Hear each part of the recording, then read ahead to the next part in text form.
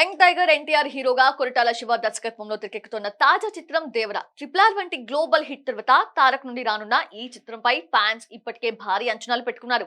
దేవర first look తోనే అంచనాలను అమాంతం పెంచేశాడు కొరటాల. ఇక దేవర టీజర్ వరల్డ్ వైడ్ గా సంచలనం నమోదు చేసింది. ఇటీవల విడుదలైన దేవర ఫస్ట్ సింగిల్ ఆడియన్స్ లో క్యూరియాసిటీని పెంచింది. కాగా పాన్ ఇండియా భాషల్లో తెరకెక్కుతున్న దేవర సినిమా థియేట్రికల్ రైట్స్ కి విపరీతమైన పోటీ ఏర్పడింది. 3 ప్రముఖ సంస్థల మధ్య తీవ్ర పోటీ ఏర్పడింది. చివరికి టాలీవుడ్ లీడింగ్ ప్రొడక్షన్ హౌస్ సితారా ఎంటర్టైన్మెంట్స్ అధినేత సూర్యదేవర నాగవంశీ 2 తెలుగు రాష్ట్రాల థియేట్రికల్ రైట్స్ భారీ రేట్ కి కొనుగోలు చేశాడు.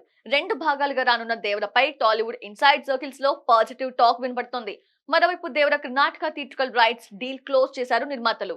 కన్నడ రైట్స్ ని దర్శక ధీరుడు రాజమౌళి కుమారుడు ఎస్ఎస్ కార్తికేయ కన్నడ ప్రముఖ డిస్ట్రిబ్యూటర్ కేవిఎన్ ప్రొడక్షన్స్ తో కలిసి సంయుక్తంగా కొనుగోలు చేశాడు. ఈ విషయాన్ని అధికారికంగా ప్రకటించాడు కార్తికేయ. దీంతో దేవరపై అంచనాలు మరింత పెరిగాయి. మరోవైపు దేవర సెకండ్ సింగిల్ ని ఆగస్టు 5న విడుదల చేయనున్నట్లు పోస్టర్ రిలీజ్ చేశారు మేకర్స్. అత్యంత భారీ బడ్జెట్ లో రానున్న దేవరను NTR arts banner, Yuvasudha arts కలిసి సంయుక్తంగా నిర్మిస్తున్నాయి. మరి సెప్టెంబర్ 27న గ్రాండ్ గా రానున్న దేవర ఎలా ఉంటుందో చూడాలి.